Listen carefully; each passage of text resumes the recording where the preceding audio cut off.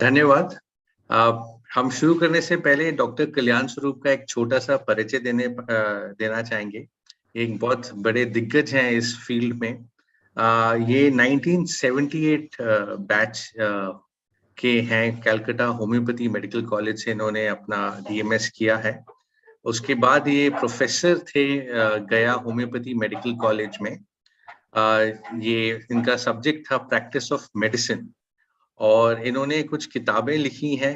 3 किताबें लिखी हैं मटीरिया मेडिका में, buds of homeopathy in philosophy और डिसाइड ऑफ नेल। ये 3 किताबें इन्होंने लिखी हैं और आज ये हमसे materia medica remedy for apis mellifica के बारे में चर्चा करेंगे। तो मेरे सभी होम्योपैथिक भाई बहनों को मेरा हार्दिक अभिनंदन।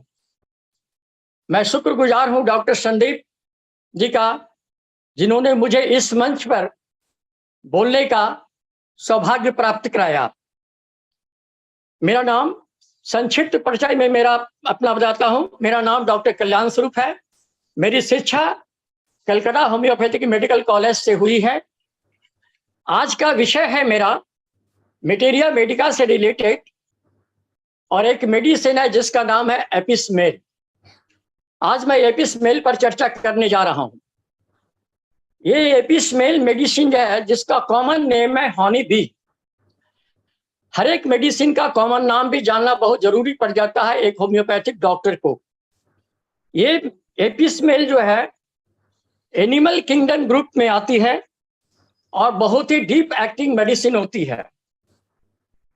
ये ग्रुप जानना जरूरी इसलिए होता है कि हमारे मेडिसिन जो बनाया गया है वो किस ग्रुप से रिलेटेड है। एनिमल ग्रुप से है, वेजिटेबल ग्रुप से है या मिनरल ग्रुप से है। इसके लिए हर एक होम्योपैथ को कम से कम कुछ नॉलेज जूलॉजी का भी होना चाहिए, बॉटनी का भी होना चाहिए और केमिस्ट्री का भी होना चाहिए। जितना अच्छा नॉलेज हमें जूलॉजी का होगा तब हम एनिमल ग्रुप के मेडिसिन को अच्छी तरह से समझ पाएंगे, अच्छी तरह से उसको पहचान पाएंगे। अगर मुझे बॉटनी का नॉलेज ज़्यादा अच्छा होगा तो हम वेजिटेबल ग्रुप के मेडिसिन को अच्छी तरह से समझ पाएंगे, अच्छी तरह से जान पाएंगे। अगर केमिस्ट्री का नॉलेज अच्छा होगा तो हम मिनरल ग्रुप के मेडिसिन को अच्छी तरह से जान जाएंगे। क्योंकि मटीरिया मेडिका मेमोराइज करने का चीज़ नहीं है। हम मेमोरी कर करके याद करके सारी चीज को याद नहीं रख सकते हैं। समझने के बाद हम उसको याद रख सकते हैं। तो ये एपिस मेल जो है, अगर किसी को बी स्टिंग किया हो, अगर बी ने किसी को डंक मारा हो तो एपिस मेल आसान तरीका से वो समझ सकता है। ये एपिस मेल का सबसे जो मेन कैरेक्टर होता है वो है पेन। क्योंकि चुभन की तरह दर्द होती है। जब बी स्टिंग मारता है तो उसका दर्द जो होती है एक चुभन की तरह होती है और उसका कैरेक्टर जो होता है बर्निंग स्टिंगिंग पेन होता है। ये बर्निंग स्टिंगिंग पेन जो होती है ये एपिस के पॉइजनस के कारण होती है। ये पेन का नेचर जो होता है वो शिफ्टिंग नेचर ऑफ पेन होता है। पेन, एपिस का पेन का कैरेक्टर एक जगह से दूसरे जगह जाती है। Just like kali bichrome, just like lac caninum, just like pulsatilla. ये कैरेक्टर कैलिबाइक्रोम के अंदर भी है, लैक कैनाइनम के अंदर भी है और पल्सिटिला के अंदर भी होती है। ये बर्निंग पेन के साथ बर्निंग आर्सेनिक के अंदर भी होती है, मगर आर्सेनिक का पेशेंट को रिलीफ होता है हॉट से और एपिस के पेशेंट का रिलीफ होता है कोल्ड से। दूसरी जो कैरेक्टर है एपिस मेल का, वो सबसे इंपॉर्टेंट सिम्टम्स है एडिमा, जिसको कहते हैं this is the key note symptoms of apis mail.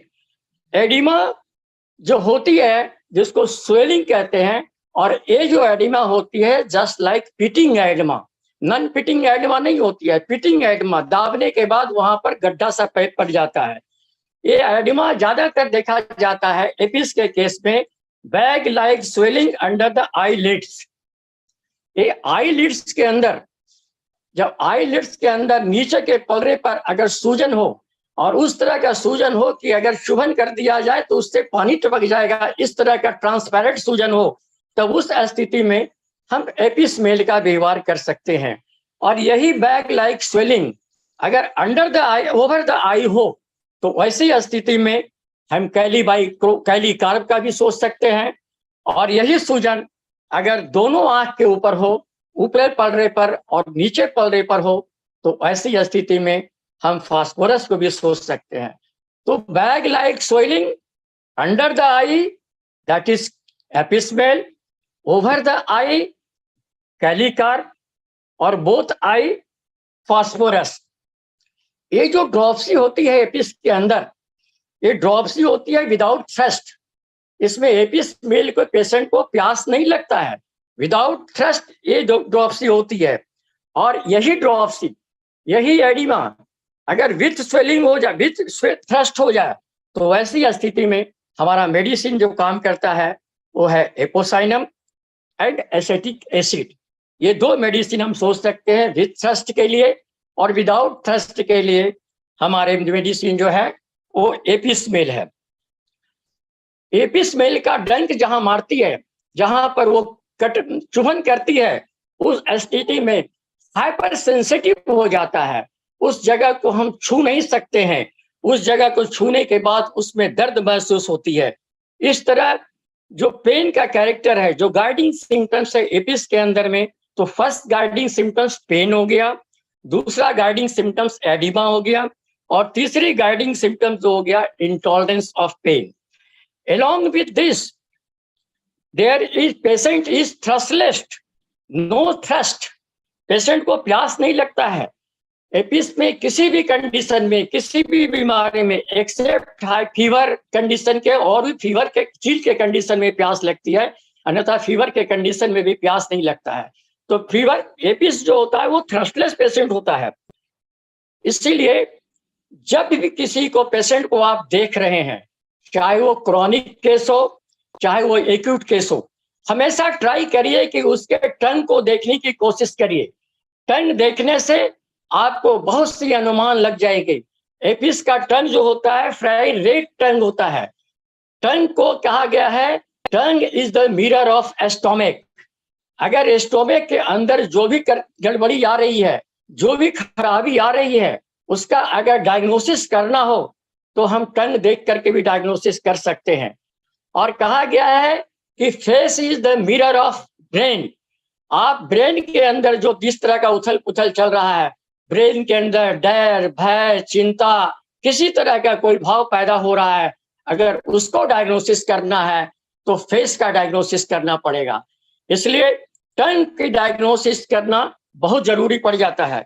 Doctor Mahendra Singh का लिखा हुआ, हमारे गुरु डॉक्टर महेंद्र सिंह का लिखा हुआ एक बहुत ही अच्छी बुक है टंग के ऊपर पर।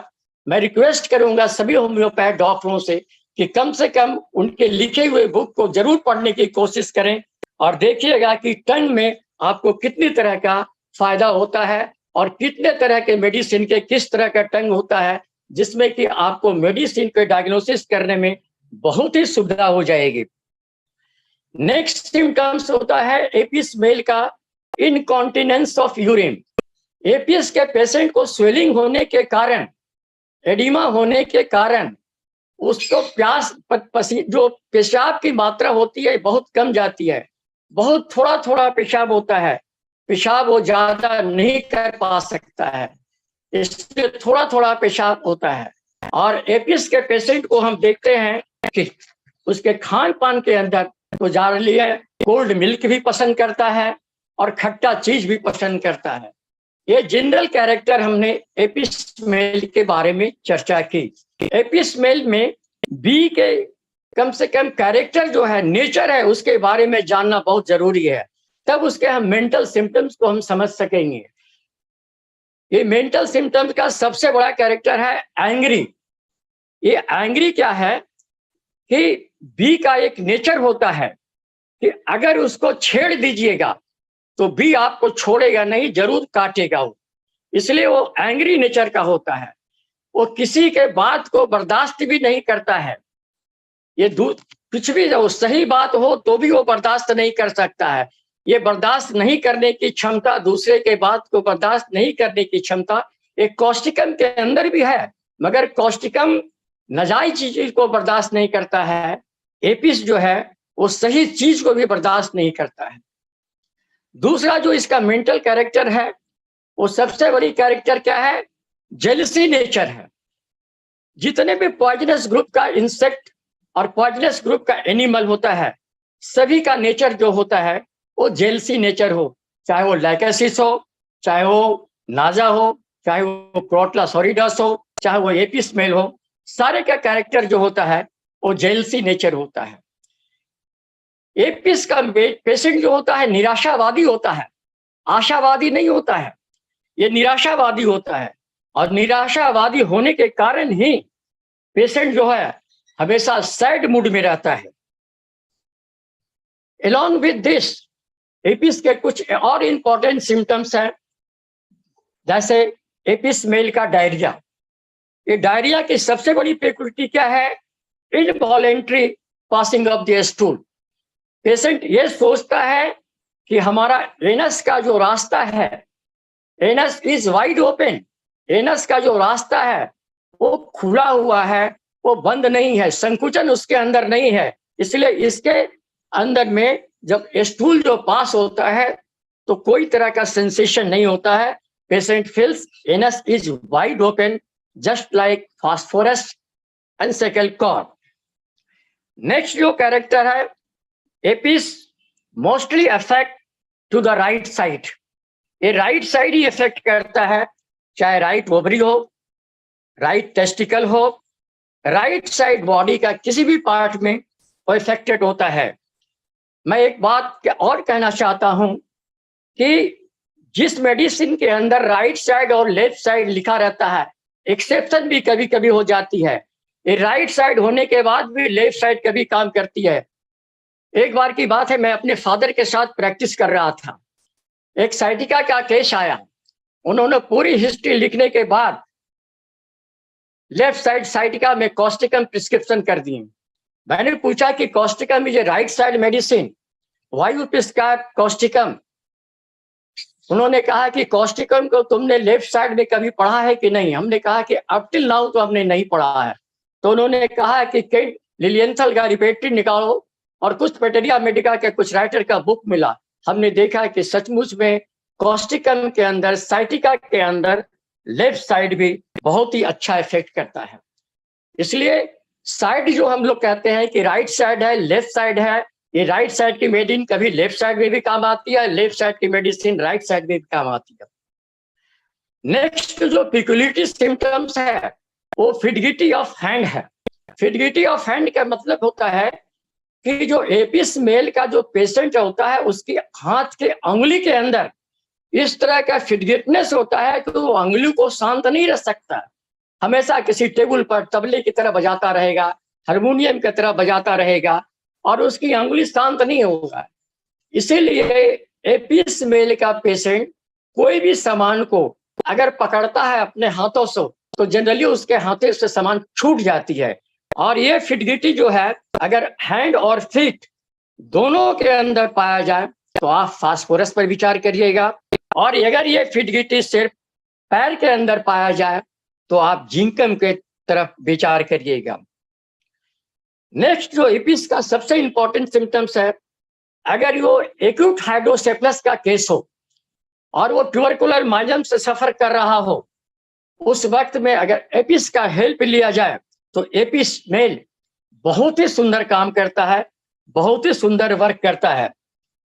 Next, apis mel act on the silver tissue, and silver tissue पे काम करने के कारण उसके अंदर जो एडिमा होती है, इसलिए एपिस की क्रिया साइनोवाइटिस के अंदर, हाइड्रोसेफलस के अंदर, एसाइटिस के अंदर, हाइड्रोथोरस के अंदर अगर इसको प्रयोग किया जाए तो एपिस से बहुत ही तरह का लाभ मिलेगा। रेस्पिरेटरी सिस्टम के अंदर भी एक बहुत पिक्यूलियर सिम्टम्स एपिस के अंदर पाया जाता है। वो क्या है? पेशेंट सोचता है कि हमारा हर जो श्वास जो है वो लास्ट श्वास होने जा रहा है, ये मेरा अंतिम श्वास होने जा रहा है, इस तरह की उसके फीलिंग होती रहती है। इसलिए रेस्पिरेटरी ट्रबल के अंदर अगर कोई पेशेंट कहे कि हम नहीं बचेंगे, ये मेरा अंतिम सांस है, you take the help of apis mel. Apis mel की मॉडलिटी के अंदर हम देखते क्या है कि कोई भी तकलीफ आफ्टर स्लीप बढ़ती है। ये पॉइजनस ग्रुप का इफेक्ट है, ये पॉइजनस इंसेक्ट का, पॉइजनस एनिमल के अपना सिम्टम्स है कि पॉइजनस जो होती है वो सोने के वक्त या सोने के बाद उसकी तकलीफ ज्यादा बढ़ती है, और एपिस को कोल्ड से ज्यादा रिलीफ मिलता है। मॉडलिटीज में मैं एक बात और कहना चाहता हूं अपने भाई बंधुओं को, ये जो मॉडलिटीज होती है वो दो तरह की मॉडलिटीज होती है। एक होता है जनरल मॉडलिटीज, एक होता है पार्टिकुलर मॉडलिटीज।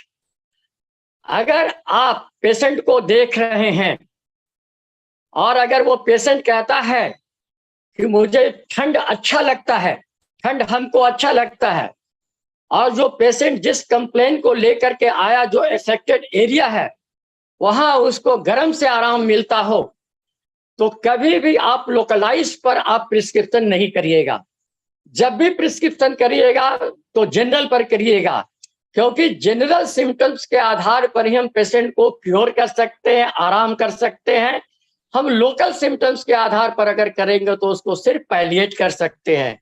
तो ऐसी स्थिति में हम मॉडलिटीज को देखने वक्त हम देखेंगे कि ये जनरल मॉडलिटीज दे रहा है या पार्टिकुलर मॉडलिटीज दे रहा है। अगर आप इस तरह के मॉडलिटीज पढ़ना चाहते हैं, किसी भी मटेरिया मेडिका के अंदर क्लियर नहीं किया है, केसी भांजा का आप मटेरिया मेडिका पढ़िएगा। केसी भांजा के मटेरिया मेडिका में उसने क्लियर कर दिया है, जनरल मॉडलिटीज अलग कर दिया है और पार्टिकुलर मॉडलिटीज अलग कर दिया है। इसलिए केसी भांजा के मटेरिया मेडिका को पढ़ कर करके आप बहुत ही अच्छा ज्ञान प्राप्त कर सकते हैं।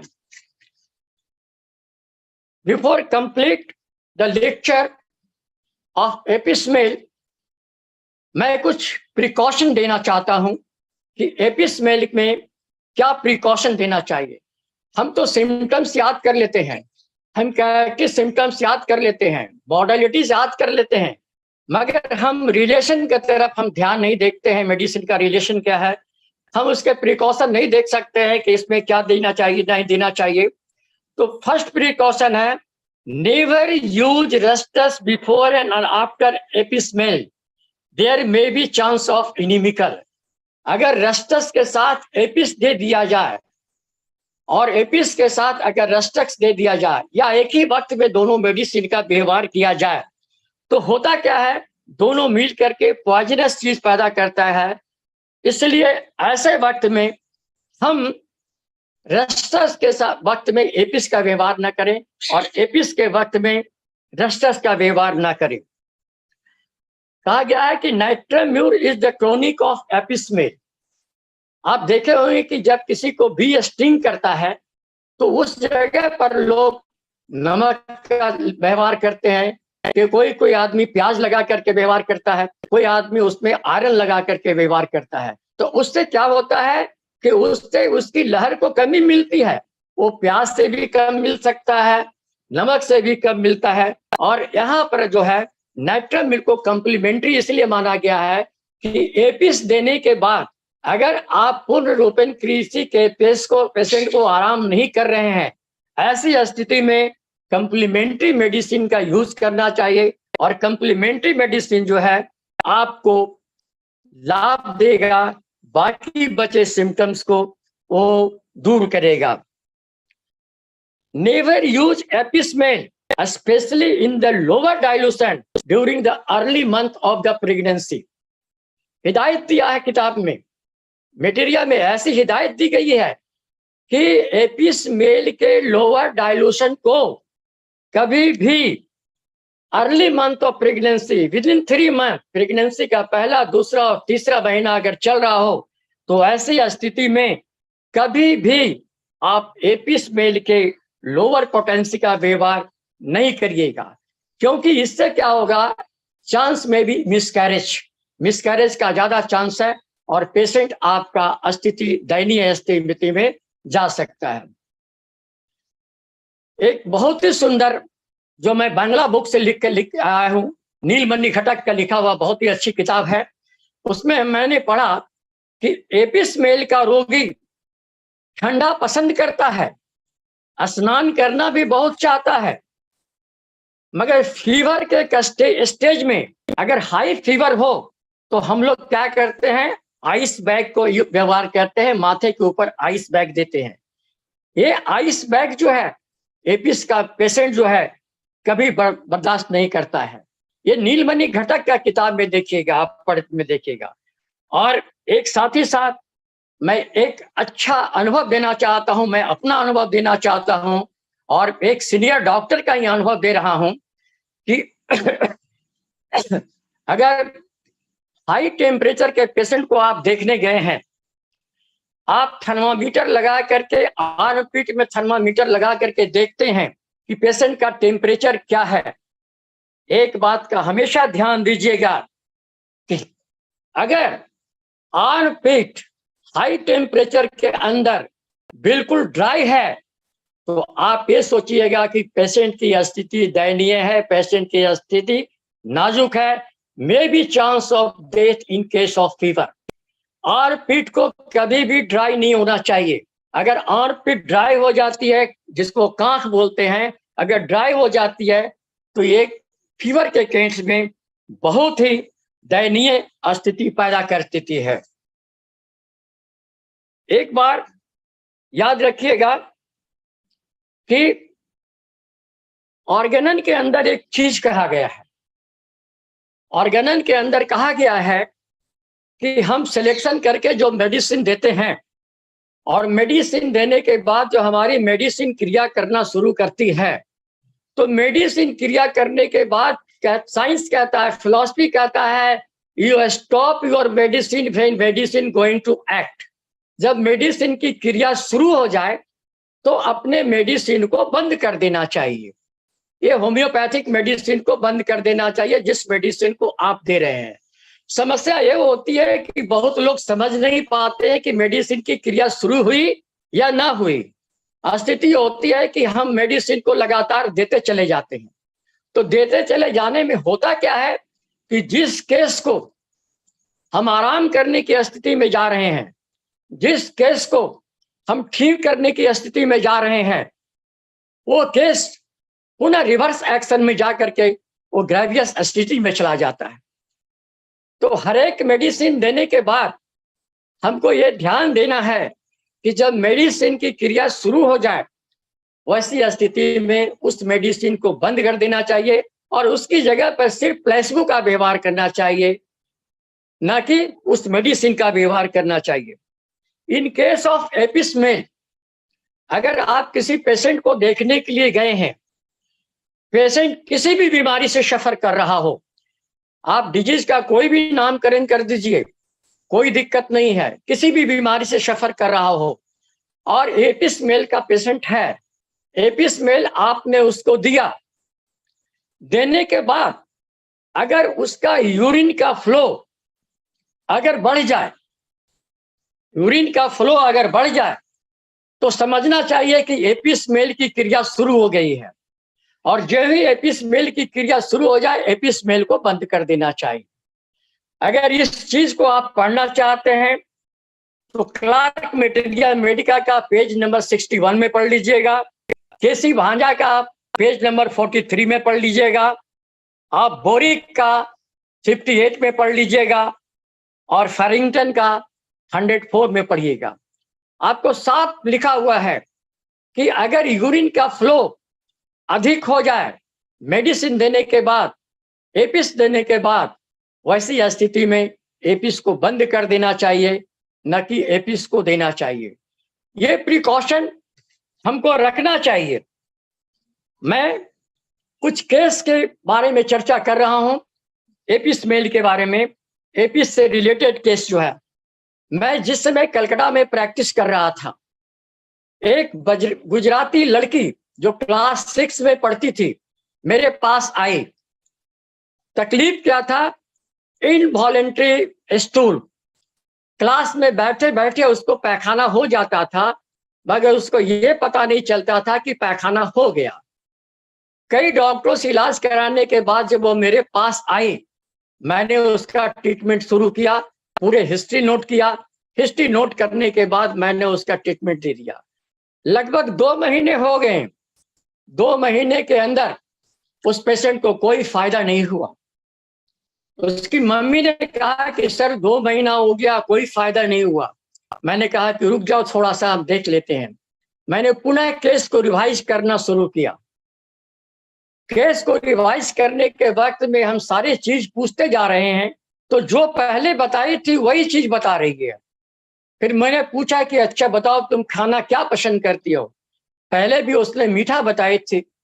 हमने पूछा कि चलो मीठा पसंद करते, खाना क्या पसंद करती हो? तो मीठा पसंद करते हैं। मतलब मीठा में किस तरह का मीठा पसंद करती हो? दूध का बना हुआ मीठा, या बोलना था कि वो लड़की कहती है कि अंकल मीठा मतलब क्या समझते हैं? हमने कहा कि मीठा के मतलब को हम स्वीट समझते हैं। गुजराती लड़की थी। उन्होंने कहा कि अंकल, गुजराती में नमक को मीठा बोलते हैं, ना कि स्वीट को मीठा बोलते हैं। देखिए, भाषा का डिफेक्ट के कारण हमारे होम्योपैथिक के अंदर हम जो डिजायर और एवर्सन की बात करते हैं, वो डिजायर एवर्सन जो लेते हैं, इस डिजायर एवर्सन का कितना बड़ा सोच है, कितना बड़ा सिलेक्शन में हमको मदद करता है। जब ही हमने नेट्रेम्यूर दिया, और नेट्रेम्यूर देने के बाद उसकी जो क्रिया हुई, वो 15 डेज के अंदर कहती है कि अंकल इसी दवा को आपने क्यों नहीं पहले दिया था। तो ये होम्योपैथिक है कि हम डिजायर पर भी हम सोचते हैं। एक बात एपिस को बोलते बोलते मैं एक बात और कहना चाहता हूं। हर एक हमारे होम्योपैथ डॉक्टर क्रोनिक डिजीज का भी ट्रीटमेंट करते हैं और एक्यूट डिजीज का भी ट्रीटमेंट करते हैं। आपने पढ़ने का मौका मिला होगा तो जरूर पढ़े होंगे, और मुझे तो सौभाग्य मिला है पढ़ने का। मैंने सीखा है, मैंने अच्छे अच्छे डॉक्टर से रहकर भी सीखने का मौका मिला है। एक्यूट कंडीशन के अंदर, कोई भी बीमारी के अंदर, अगर किसी पेशेंट को कोई पार्टिकुलर डिजायर हो, आप समझ रहे हैं कि इसके खाने के बाद उसकी तकलीफ बढ़ सकती है। क्रोनिक केस के अंदर भी अगर किसी चीज का पार्टिकुलर डिजायर हो, आप समझ रहे हैं कि इसके खाने के बाद तकलीफ बढ़ सकती है, तो आप कृपया ध्यान दीजिएगा कि एक्यूट केस के अंदर अगर पार्टिकुलर डिजायर हो, तो आप उस पेशेंट को उस चीज को खाने के लिए मौका दीजिए, खाने के लिए छूट दीजिए। आप देखिएगा कि उस पेशेंट पर क्या क्रिया होती है। मैं एक छोटा सा केस बताता हूं। एक पेशेंट था जिसको 6 महीने से बुखार लग रहा था, और 6 महीने से उसकी बुखार नहीं जा रही थी। वो जब भी बुखार लगता था तो कहता था कि हमको अनारस दो खाने के लिए। एक फ्रूट्स होती है अनारस, वो खाने के लिए मांगता था, और कोई उसको देता नहीं था, इसलिए कि इसकी तकलीफ बढ़ जाएगी। जब वो मेरे पास आया तो हमने कहा कि इसको अनारस खाने के लिए दो, बाकी हम ट्रीटमेंट करेंगे। अनारस खाने के बाद उस पेशेंट का फीवर हमेशा हमेशा के लिए चला गया, दोबारा वो फीवर वापस नहीं आया। और ये बुक्स के अंदर भी है कि आप एक्यूट केस के अंदर में जो डिजायर है उसको दीजिए, उससे उसको लाभ मिलेगा। मगर वही डिजायर अगर क्रोनिक केस के अंदर भी मिल रहा हो, तो कभी भी उस चीज को नहीं दीजिए, उससे उसको नुकसान होगा। एक दूसरी केस मैं बता रहा हूं जो मेरे पास आया था, वो था कन्वल्सन का केस। ये भी एपिस से रिलेटेड केस है। ये केस क्या था कि जब भी उसको कन्वल्सन आती थी तो रात में आती थी, और जब भी कन्वल्सन आता था तो गर्मी के सीजन में आता था। जाड़े के सीजन में नहीं आता था, बरसात के सीजन में नहीं आती थी। जब भी कन्वल्सन होता था तो गर्मी के सीजन में आता था, घर के अंदर रहता था तो कन्वल्सन आता था। तो जब वो पेशेंट मेरे पास आया, मेरे पास आने के बाद में मेरे टेबल पर आकर के उसने तबला की तरह बजाने लगा मेरे टेबल को। मेरे टेबल के कुछ सामान को इधर से उधर करने लगा। मेरे दिमाग में आया कि ये जो पेशेंट जो है, इसका हैंड जो है, फिंगर जो है, फुडिलिटी की तरफ जा रहा है, और इसका नेचर जो है, इसका जो मॉडलिटी जो है, वो भी एपिस की तरफ जा रहा है। और एपिस देने के बाद हमने देखा कि उस पेशेंट को कुछ समय के बाद 1-2 महीने ट्रीटमेंट करने के बाद वो कन्वल्सन उसका आना बंद हो गया। तो हम जो मेडिसिन सिलेक्शन करते हैं, हम किसी भी मेडिसिन को सिलेक्शन करते हैं, हम कैरेक्टर के अनुसार, गाइडिंग सिम्टम्स के अनुसार हम मेडिसिन दे तो देते हैं, हम प्रिस्क्राइब तो कर देते हैं, मगर ऑर्गेनन के अनुसार हम भूल जाते हैं कि इसका रिपीटेशन कब होगा। हम केंट फिलॉसफी को भूल जाते हैं, 12 ऑब्जर्वेशन को भूल जाते हैं, हम भूल जाते हैं, हेरिंग्स लॉ को भूल जाते हैं। और ऐसी स्थिति में हम सिर्फ अगर सोचेंगे कि हम सिम्टम्स गाइड के अनुसार अगर मेडिसिन के पेशेंट को दे करके आराम कर लेंगे, तो नतीजा होगा कि हम किसी पेशेंट को आराम नहीं कर पाएंगे। और एक बात और याद रखिएगा, ये जो पेशेंट जो होती है, कोई भी पेशेंट जब माइग्रेन से सफर करता है तो क्रोनिक डिजीज के ट्रीटमेंट में हमको एंटी माइग्मेटिक ट्रीटमेंट करना बहुत जरूरी पड़ जाता है। जब तक हम एंटी माइग्मेटिक ट्रीटमेंट नहीं करेंगे, किसी भी पेशेंट को किसी भी डिजीज में अगर एंटी माइग्मेटिक ट्रीटमेंट नहीं करेंगे, तो आप कभी भी किसी पेशेंट को, किसी भी क्रोनिक केस को आराम नहीं कर सकते हैं। एक छोटा सा एग्जाम्पल दे रहा हूं मैं। एक पेशेंट आया, उन्होंने कहा कि मेरे नी जॉइंट के अंदर पेन है, मैं जब चलने के लिए शुरू करता हूं तो मेरा दर्द बढ़ जाता है और चलते चलते मेरी दर्द कम जाता है। मैं समझता हूं कि ये रेस्टस का सिम्टम्स है और सारे लोग रेस्टस के तरफ भी ध्यान दे रहे होंगे, क्योंकि first motion aggravates and continue motion जो है वो रिलीफ दे रहा है। ये रेस्टस का सिम्टम्स है। रेस्टस लोग ट्राई करते हैं, मगर रेस्टस देने के बाद होता क्या है कि कुछ समय पेशेंट आराम मिलता है, फिर कंप्लेन लेके चला आता है, फिर आता है, फिर जाता है, हम रेस्टस देते जाते हैं, वो आते जाता है। अगर वो पेशेंट साइकोटिक माइग्रेन से सफर कर रहा हो, वैसी स्थिति में रेस्टस से वो कभी आराम नहीं करेगा। आप एलेंस की नोट में अंदर जा करके मेडिरिनम को पढ़िएगा, सेम कंप्लेन मिलेगा, सेम सिम्टम्स मिलेगा जा करके, और देखिएगा कि उसके अंदर में भी है कि फर्स्ट मोशन एग्रावेट्स करता है और कंटिन्यू मोशन इसको रिलीफ करता है। अगर वो पेशेंट साइकोटिक माइग्रेन से सफर कर रहा है, वैसी स्थिति में हम उसको रेस्टस नहीं दे करके, वैसी स्थिति में हम उसको मेडिरिनम देने की कोशिश करेंगे। तो हमारा सोच, हमारा सिलेक्शन, हम किसी भी मेडिसिन को, चाहे वो वेपिस्मेल हो, चाहे वो रेस्टस हो, चाहे बेलाडोना हो, ब्राउनिया हो, हमारा सिलेक्शन होता क्या है, हम 2-3 सिम्टम्स देखते हैं और मेडिसिन को सिलेक्ट कर देते हैं। ये 2-3 सिम्टम्स देखने के बाद मेडिसिन को सिलेक्ट नहीं कर सकते हैं। एक क्रोनिक केस को देखने में मोर देन 1 आवर लगता है, कभी कभी 40-45 मिनट, घंटों लग जाता है केस को देखने के।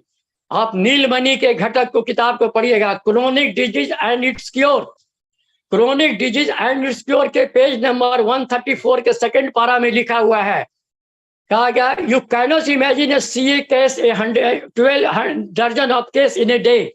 आप एक दिन में ज्यादा से ज्यादा दर्जन केस नहीं देख सकते हैं, 3-4 केस से ज्यादा नहीं दे सकते हैं।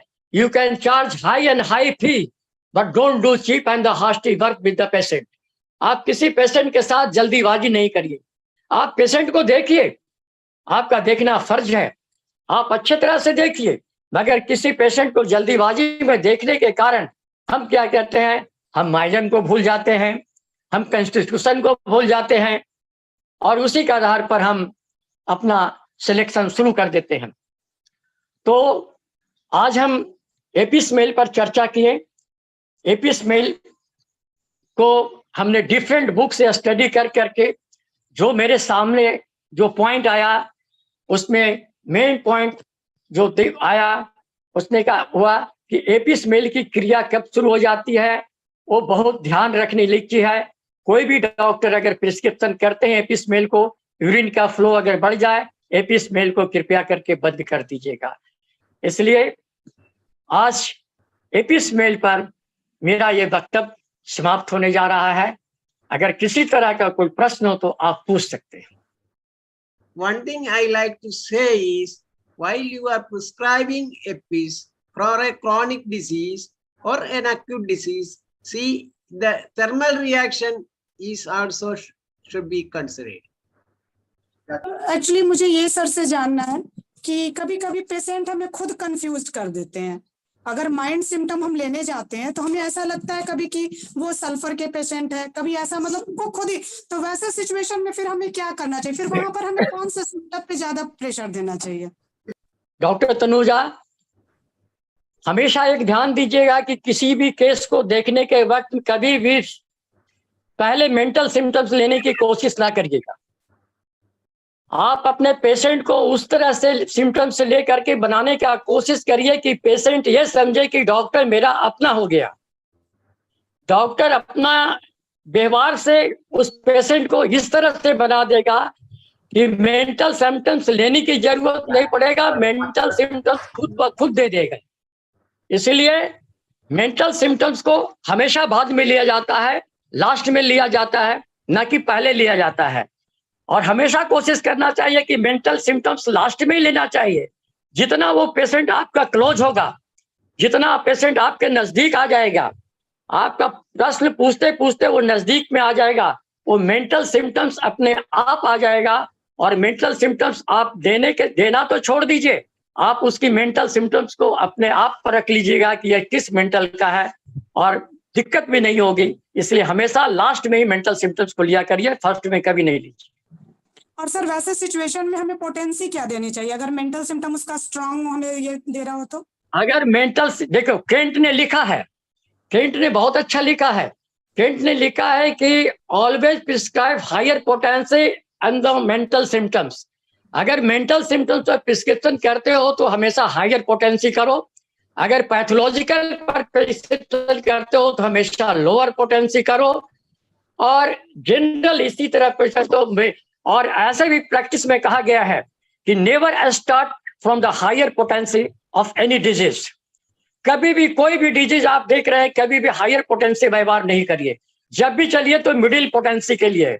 और एक चीज और मैं बता सकता हूं, जब भी आप क्रोनिक केस का ट्रीटमेंट कर रहे हैं तो first you try to given by the vegetable group of medicine. कभी भी एनिमल ग्रुप का मेडिसिन नहीं दो, कभी भी मिनरल ग्रुप का मेडिसिन नहीं दो। Always try to give the vegetable group of medicine. हमेशा वेजिटेबल ग्रुप से मेडिसिन से देने की कोशिश करो।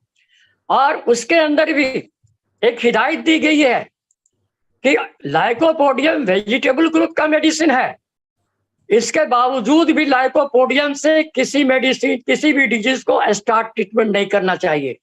Until and unless you are 100% confirmed the patient is lycopodium, then you can give. अगर वो कंफर्म है 100% कि वो लाइकोपोडियम का ही पेशेंट है, तब तुम लाइकोपोडियम दो, अन्यथा तुम लाइकोपोडियम नहीं दे सकते हो। Always start from the vegetable group, never start from the animal group और the mineral group of medicine in the case of chronic disease. बहुत अच्छे। अभी तक तो और कोई सवाल नहीं आए हैं। मैं कुछ ऐड करना चाहूँगा एपिस मेलिफिका पर, और जो इन्होंने कहा है सबसे बड़ी बात तो जो इन्होंने कहा कि थर्स्टलेस है एपिस मेलिफिका। कुछ पॉइंट्स कुछ मैं ये बताना चाहूँगा कि जो कोई आदमी बिना पानी के तो नहीं रह सकता, ये बात तो जरूरी है जानना। Sir, patient is thirstless, but in the fever condition there is still a stage in thirsty. आप बात तो सुनिए पहले, उसके बाद बात कीजिएगा।